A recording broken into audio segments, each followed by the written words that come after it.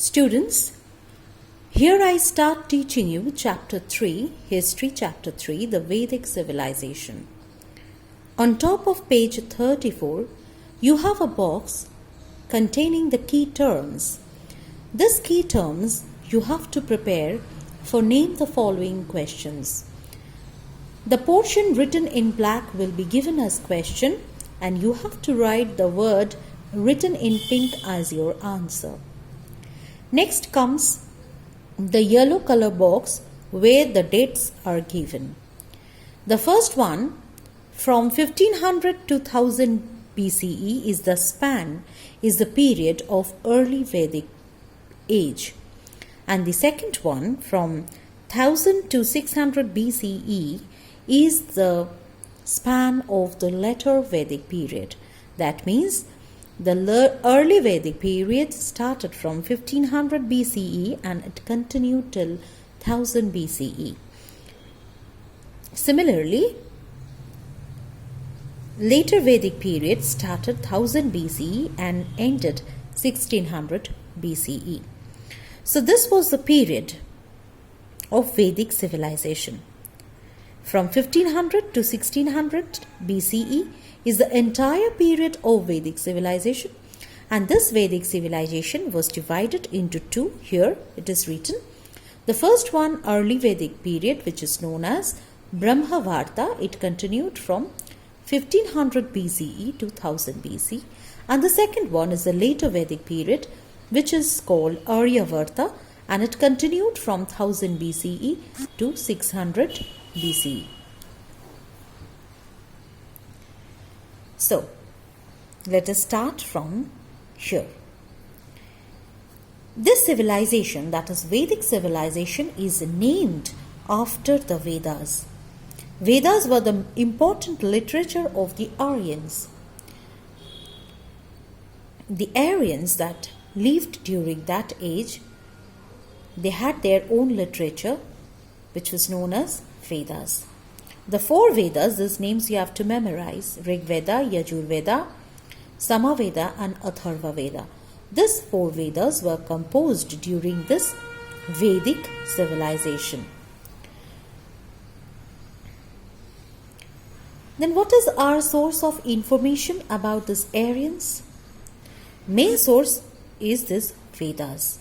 This Veda word is derived from Sanskrit root word Ved, which means knowledge. So the word Veda means knowledge. So we gather all the knowledge from it about the sources of Vedic civilization. And this Vedas contain hymns. Hymns means mantras that were chanted in praise of various gods and goddesses.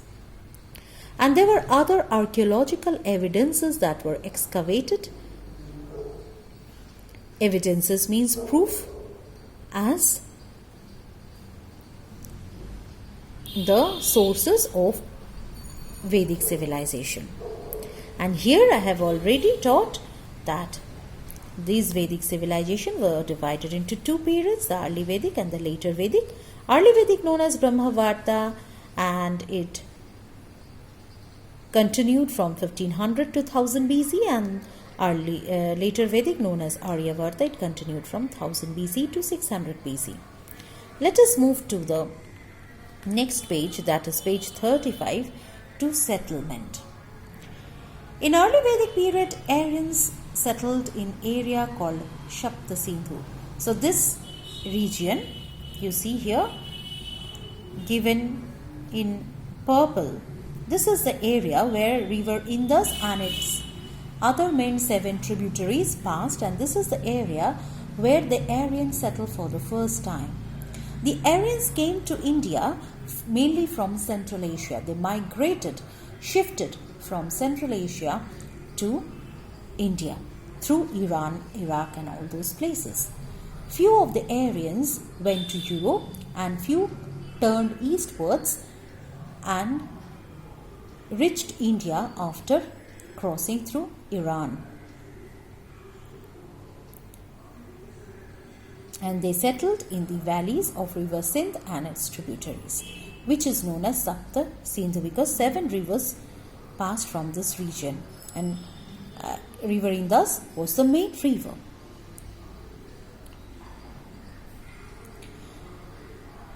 They migrated from Central Asia and searched for new lands because they required more and more land for the grazing of the cattle. These lands used for grazing for animals were called pasture land, and these places, the lands were required for the grazing of animals. So historians believe that this was one of the most important reasons behind their shifting migration from Central Asia to India. When they entered India from this side, and when they entered India, they first settled in this portion, and later on in the later Vedic period, they shifted to this Ganga Yamuna Doab. So this is a very fertile area because another two important rivers, Ganga and Yamuna, passes through this area, North Gangetic Plain. So this is the place through which these other two important rivers flow, and making this region very, very fertile. So first, and this region is also equally fertile because here river Indus and its tributaries flow. In this area, they get the supply of river water which they required for carrying agriculture. They required water for irrigation, and this area was also very, very fertile. So try to understand one common factor, that is, the Aryans preferred to settle down in areas which were very, very fertile. That means we can conclude that agriculture was one of the main occupation of these Aryans. Now, they settled in this Ganga Yamuna Doab, in the plain region of Ganga Yamuna, during the later Vedic period, which is known as Aryavarta, and this is the place which is called Brahmavarta.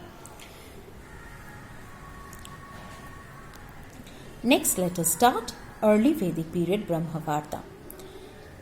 Now we know about the life, society and achievements of this period mainly through this Rig Veda. So Rig Veda was one of the most important Vedas, the main Veda from which we came to know about this early Vedic period and the life, society and achievements of the Aryans.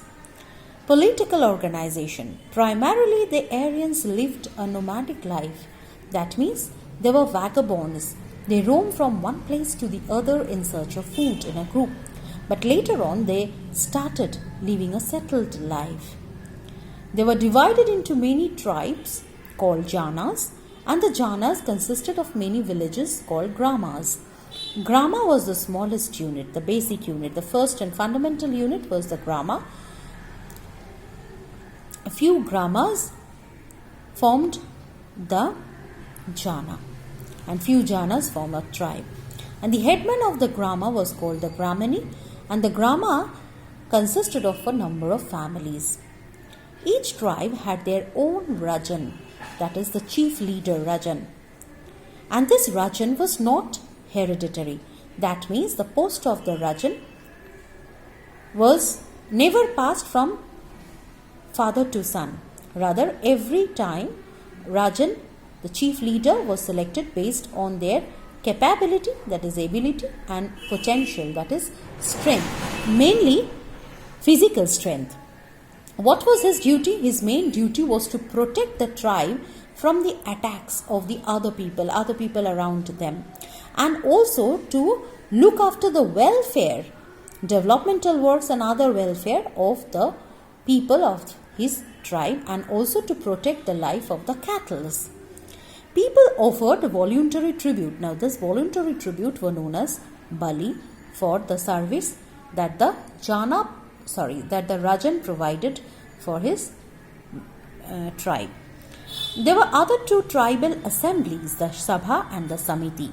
The Sabha was a council where all the elderly experienced people met, and Samiti was a general assembly of all the members. But one thing you have to remember, that the Rajan or the power of Rajan was not at all absolute. Rather, he was absolutely checked and controlled by the Sabha and Samiti. Sabha always guided the Rajan to take any social and political decision. And this is a chart which you will also find in exercise. You have to do this of your own. This, on topmost position is the Rajan, and then is the Purohita. He was the advisor of the chief advisor, and the commander, that is, he is known as Senani. Then Rajan was controlled by Samiti and Sabha. Samiti, assembly of all the members, and Sabha, council of the elders and important members. In the next class, we will start from social life. Thank you.